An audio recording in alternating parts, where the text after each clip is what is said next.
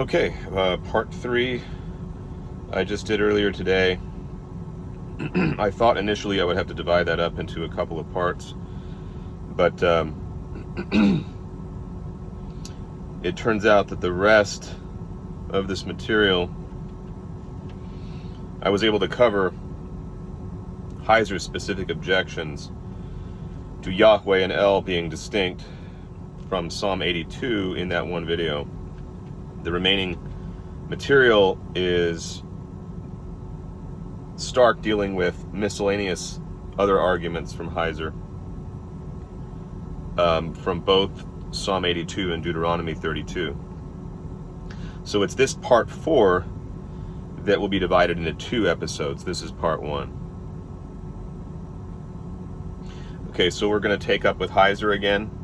Heiser makes the argument that it is not sound to separate El Elyon in Deuteronomy 32:8 from Yahweh in verse 9, because an indictment is issued in verses 15 through 18 of that same chapter against Israel for turning to other gods who were under Yahweh's authority. That's how Heiser phrases it, who were under Yahweh's authority. But those verses do not actually say that the gods were specifically under Yahweh's authority.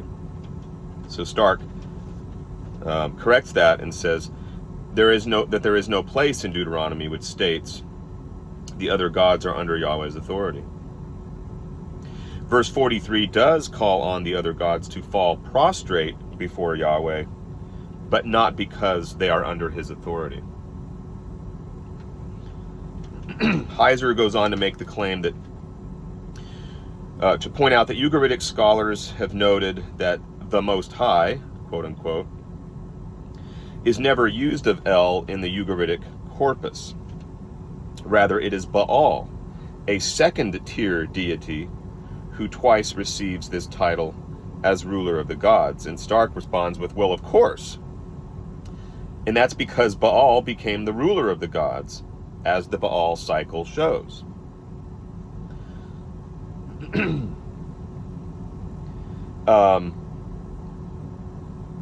He then goes on to say that there is evidence, Stark does, that El and El Elyon were identified, that they were identified elsewhere. And I need to find that so I can explain that section to you a little bit better. He kind of unpacks that a little bit.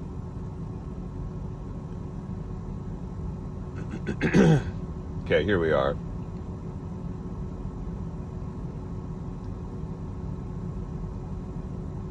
I think I found it here.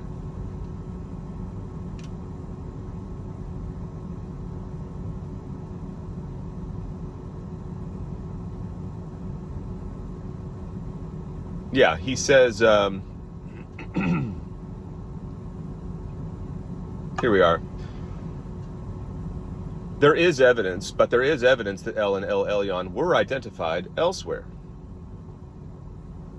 For instance, in the Aramaic Sephir 1 inscriptions from the 8th century BCE. And there's a Vav here, El Vav Elyon appears in a list of names. He notes it is unclear how to translate the Vav. It could be that the Vav should be translated and, which would mean that El and Elyon are separate, but the other deities who are listed in tandem are all male deities and their female consorts. This is not the case with El and Elyon. It's more likely that the Vav should be understood as a Vav explicativum, so that, and I can't pronounce this next word, should translate El, that is Elyon. El, that is Most High. The same use of the Vav occurs earlier in the line 9 of the same list, with Shamsh, I can't pronounce this either, there's a lot of ancient terms here that they'll even put it in the original Hebrew. It means Shemesh, that is light. There are also numerous double divine names in the Ugaritic material which are joined by the Vav.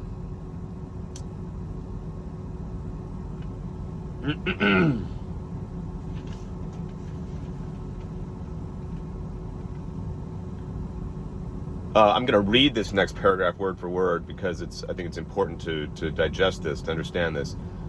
He says, but the dictionary of deities and demons in the Bible states that, quote, there is a wide range of evidence to suggest that Elyon was a common epithet in the West Semitic region, applied at different times and in different cultures to any god thought to be supreme.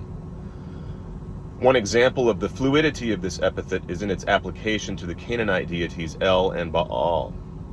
Although El is nowhere referred to as Elyon in the extant Ugaritic literature, numerous attestations, both biblical and extra-biblical, link the two closely.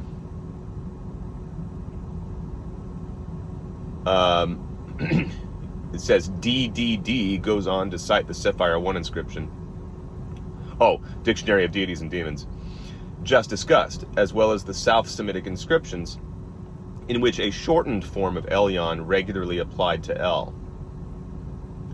In the Hebrew Bible, El and Elyon are identified together in several locations, such as Genesis 14:18 through 22, Psalm 78:35, Numbers 24:16, and the Psalms 73:11 and 107:11. I would add Psalm 82, in which the gods convened in the council of El are identified as the sons of El. So he just summarizes there that the Baal, that Baal came to be called Elyon, is to be expected since he became the king of the gods. For the same reason, Yahweh came to be called Elyon, but Elyon was perfectly appropriate to refer to any high god, and only seems to be applied in the West Semitic region to the God who convenes over the divine council. Baal came to be king of the gods, and thus Elyon was appropriate. But in Deuteronomy 32, Yahweh is not yet in that position. Elyon much more likely refers to the El Elyon of Genesis 14, etc., for reasons we shall discuss below.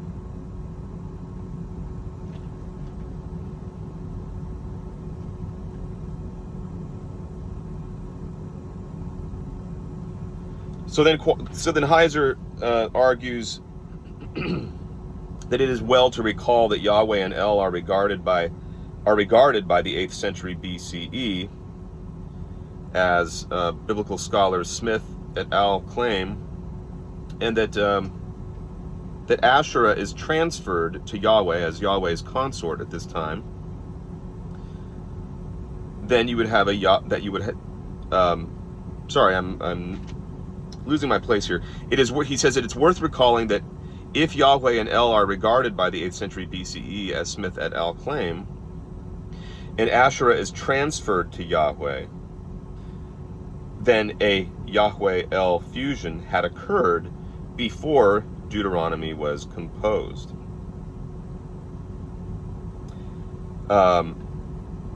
Hence, it would have been natural for the author to have Yahweh as head of the divine council.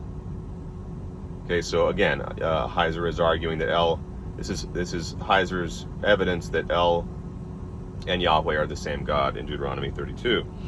Stark replies with Deuteronomy 32 is archaic, being composed long before the Deuteronomic corpus. It is simply incorporated into Deuteronomy. But we are not interested in a synchronic reading, synchronic meaning how language is used at a given point in time, but a diachronic reading, which involves how language evolves over time. Our question is a diachronic one.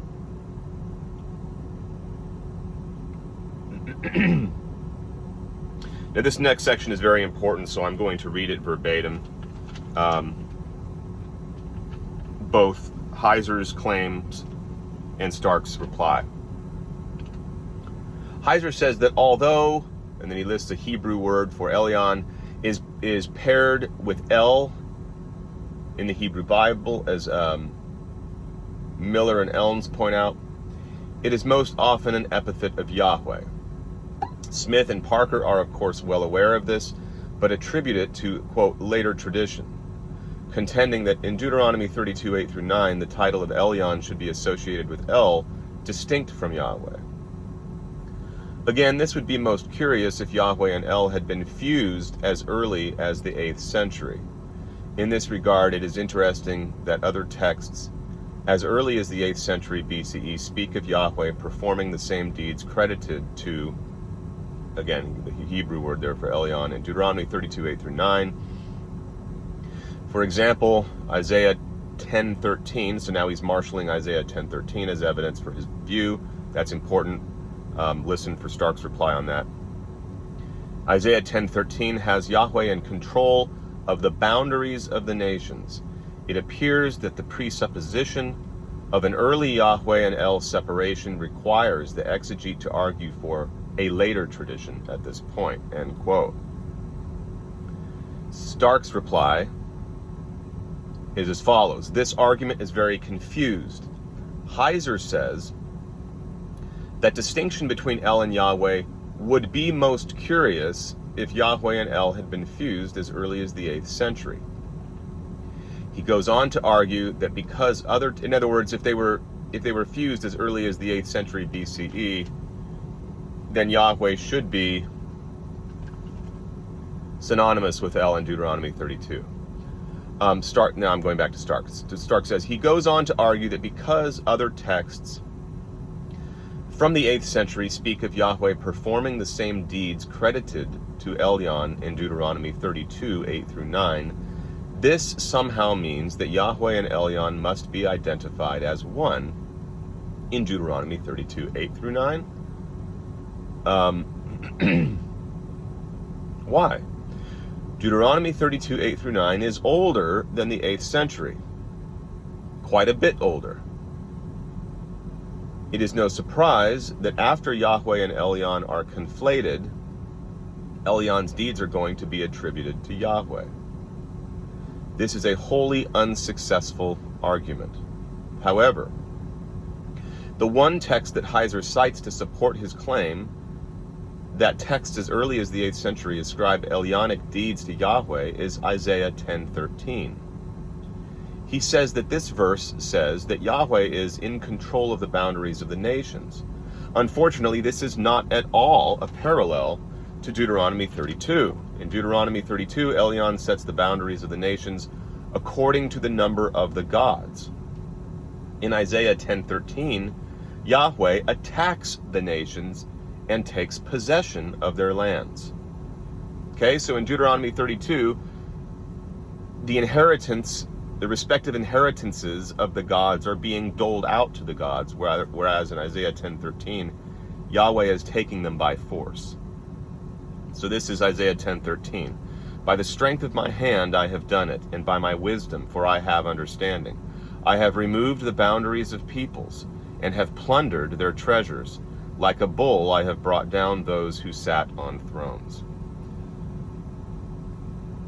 So Stark finishes up his reply with this. This text does not ascribe anything like the deeds of Elyon to Yahweh.